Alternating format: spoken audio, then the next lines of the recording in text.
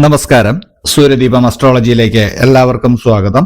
നമ്മൾ ഇന്ന് ഇവിടെ സംസാരിക്കുന്ന വിഷയം ഭരണി നക്ഷത്രത്തെക്കുറിച്ചാണ്. ഭരണി നക്ഷത്രക്കാരുടെ മാർച്ച് 16 മുതൽ 31 വരെ ഇവർക്ക് ഭാരതീയ ജ്യോതിഷപരമായിട്ടുണ്ടാകുന്ന മാറ്റങ്ങളെക്കുറിച്ചും ആ മാറ്റങ്ങൾക്ക് നിങ്ങൾ എങ്ങനെ തയ്യാറെടുക്കണമെന്നും ഒക്കെയാണ് നമ്മളിവിടെ പറയുന്നത്. ഈ ഫലങ്ങൾ പറയുമ്പോൾ നിങ്ങൾക്ക് ഇത് മുൻകൂട്ടി അറിയുന്നത് മൂലം നിങ്ങൾക്ക് അതിൽ നിന്ന് തയ്യാറെടുക്കാൻ കഴിയുന്നു എന്നുള്ളതാണ് നിങ്ങൾക്ക് ലഭിക്കുന്ന ഗുണം എന്ന് പറയുന്നത്. ഗുണമായാലും ദോഷമായാലും അതിനെ നമുക്ക് എങ്ങനെ സ്വീകരിക്കണമെന്ന് നമ്മൾക്കൊരു ധാരണ ഉണ്ടാവുന്നതാണ്. അപ്പോൾ ഫലത്തിലേക്ക് കിടക്കുന്നതിന് മുമ്പ് നമ്മളുടെ ചാനൽ ഇതുവരെ സബ്സ്ക്രൈബ് ചെയ്തിട്ടില്ലെങ്കിൽ ഒന്ന് സബ്സ്ക്രൈബ് ചെയ്യുക. കൂടാതെ വീഡിയോകൾക്ക് ലൈക്ക് ചെയ്യാൻ മറക്കരുത്. അതോടൊപ്പം തന്നെ നമ്മളുടെ പൂജയിലുള്ള പ്രാർത്ഥനയിൽ നിങ്ങളെ ഉൾപ്പെടുത്തണമെന്നുണ്ടെങ്കിൽ നിങ്ങളുടെ പേര്, നക്ഷത്രം, ജന്മവർഷം, തീയതി എന്നിവ കമന്റ് ബോക്സിൽ രേഖപ്പെടുത്തുക. തീർച്ചയായിട്ടും പ്രാർത്ഥനയിൽ ഉൾപ്പെടുത്തുന്നതായിരിക്കും. അപ്പോൾ ഈ ഫലത്തിലേക്ക് കിടക്കുമ്പോൾ ഭരണി നക്ഷത്രക്കാർക്ക് ചെറിയ കുട്ടികളുടെ കാര്യം എടുക്കുകയാണെങ്കിൽ പ്രശ്നങ്ങളൊന്നുമില്ലാതെ മുന്നോട്ട് പോകുന്നുണ്ട്. കുട്ടികളെ ഒന്ന് ശ്രദ്ധിക്കുക എന്നുള്ളതേ ഉള്ളൂ. വേറെ അസുഖങ്ങളോ കാര്യങ്ങളോ അങ്ങനെയുള്ള കാര്യങ്ങളൊന്നും വരാൻ സാധ്യതയില്ല. എന്നാൽ വിദ്യാർത്ഥികളെ സംബന്ധിച്ച് വിദ്യാഭ്യാസ കാര്യത്തില് ഇപ്പോൾ ഒരു അലസതാ മനോഭാവം കാണിക്കുവാനുള്ള ഒരു സാധ്യത കാണുന്നുണ്ട്.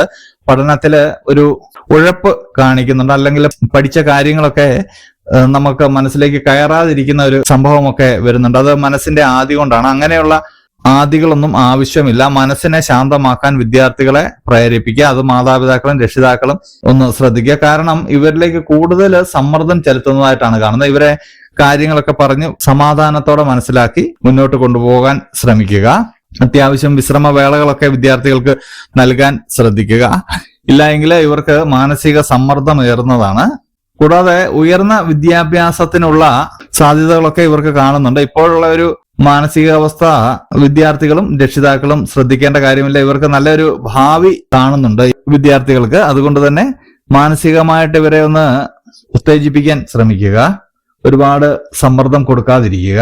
ഒരുപാട് കാലമായിട്ട് സർക്കാർ ജോലിയൊക്കെ ആഗ്രഹിക്കുന്നവർക്ക് അതൊക്കെ നേടിയെടുക്കാൻ പറ്റിയൊരു സമയമാണ്. ഇന്റർവ്യൂകളും പരീക്ഷകളും ഒക്കെ എഴുതാൻ പറ്റിയൊരു സമയമാണ്. അതുപോലെ തന്നെ മറ്റൊരു പ്രധാന കാര്യം, ചില ആളുകൾ വിദേശ ജോലി ഉപേക്ഷിച്ച് നാട്ടിലേക്ക് വരുന്ന ഒരു സമയമാണ്.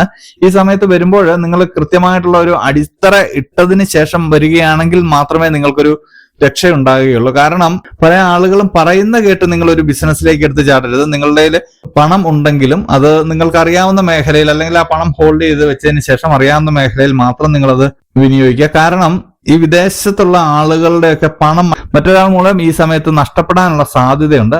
നമ്മൾ അധ്വാനിച്ചുണ്ടാക്കിയ ആ പണം നമ്മൾ തന്നെ സംരക്ഷിക്കേണ്ടത് നമ്മുടെ ചുമതലയാണ്. അതൊന്ന് ശ്രദ്ധിക്കുക. ബിസിനസ് ഒക്കെ ചെയ്തുകൊണ്ടിരിക്കുന്നവർക്ക് നല്ലൊരു നേട്ടമുള്ള ഒരു സമയമാണ്. ബിസിനസ് പരമായിട്ടുള്ള നേട്ടങ്ങളെല്ലാം വന്നു ചേരുന്നതാണ്. ബിസിനസ് ഒക്കെ വിപുലപ്പെടുത്താൻ സാധിക്കുന്നതാണ്. മറ്റൊരു ബിസിനസ് ഒക്കെ നിങ്ങൾ ഇതോടൊപ്പം തന്നെ തുടങ്ങാനുള്ള സാധ്യതയും കാണുന്നുണ്ട്. തൊഴിൽ സംരംഭമൊക്കെ ആരംഭിക്കാൻ നല്ലൊരു സമയമാണ്. ഇത് സ്ത്രീക്കും പുരുഷനും ബാധകമാണ്. ഈ മേൽ പറഞ്ഞ കാര്യങ്ങളെല്ലാം തന്നെ സ്ത്രീക്കും പുരുഷനും ബാധകമാണ്. ഒരാളുടെ മാത്രമല്ല പറയുന്നത്, പൊതുവായിട്ടുള്ള ഒരു ഫലമാണ് പറയുന്നത്. ഈ തൊഴിൽ സംരംഭം ആരംഭിക്കുന്നത് വളരെ നല്ലതായിരിക്കും. മാർച്ച് 22 ഞായറാഴ്ചയ്ക്ക് ശേഷം ആരംഭിക്കുന്നതാണ് വളരെ ഉചിതം. നിങ്ങൾ ഇതിനു മുമ്പ് ആരംഭിക്കാനായിട്ടെല്ലാം തയ്യാറായിരിക്കുകയാണെങ്കിൽ ആരംഭിക്കുന്നതുകൊണ്ട് കുഴപ്പമില്ല. പക്ഷെങ്കിൽ ഗണപതിക്ക് ഒരു നാളികേരം മുടച്ചതിന് ശേഷം മാത്രം ആരംഭിക്കുക. അതുപോലെ തന്നെ ഭരണി നക്ഷത്രക്കാര് മാർച്ച് 22 തീയതി വ്രതം എടുക്കുന്നത്, അത് ഏത് മതക്കാരായിക്കോട്ടെ, ഏത് ദൈവത്തിൽ വിശ്വസിക്കുന്നവരായിക്കോട്ടെ, വ്രതം എടുക്കുന്നത് വളരെ നല്ലതാണ്. വ്രതം എടുക്കുക എന്ന് പറഞ്ഞു കഴിഞ്ഞാൽ ശാരീരികമായിട്ടുള്ള വ്രതം മാത്രമല്ല, മാനസികമായിട്ടുള്ള വ്രതവും ആവശ്യമാണ്. ശാരീരികമായിട്ടുള്ള അവസ്ഥ അനുസരിച്ച് ഭക്ഷണത്തിന്റെ ക്രമീകരണം നടത്തി നിങ്ങൾക്ക് വ്രതമെടുക്കാവുന്നതാണ്. അന്നേ ദിവസം നോൺ വെജ് ഒന്നും കഴിക്കാതിരിക്കുക എന്നുള്ളതാണ്. മാനസികമായിട്ട് മറ്റു കുശുമ്പോ അസൂയോ മറ്റുള്ളവരുടെ പരദൂഷണം പറയുകയോ അങ്ങനെയൊന്നും പാടില്ല. നിങ്ങൾ ഏത് ദൈവത്തിൽ വിശ്വസിക്കുന്നോ അത് ആ ദൈവത്തിൽ വിശ്വസിച്ച് മുന്നോട്ട് പോവുക. ആ ദൈവത്തെ പ്രാർത്ഥിച്ച് മുന്നോട്ട് പോവുക. അതുപോലെ തന്നെ വീട് വയ്ക്കുവാനായിട്ട് ആഗ്രഹിക്കുന്നവർക്കൊക്കെ ഇത് നല്ലൊരു സമയമാണ്. ഇതിനുവേണ്ടി ഇപ്പോഴൊന്ന് പരിശ്രമിക്കുകയാണെങ്കിൽ തീർച്ചയായിട്ടും നിങ്ങൾക്കത് നടക്കുന്നതാണ്. അതുപോലെ തന്നെ വാഹനം മൂലം നിങ്ങൾക്ക് ലാഭം ഉണ്ടാകുന്നുണ്ട്. വാഹനം മാറ്റി വാങ്ങാനോ ലാഭത്തിൽ വാഹനം ലഭിക്കുവാനോ ഒക്കെ ഉള്ളൊരു സാധ്യത കാണുന്നുണ്ട്.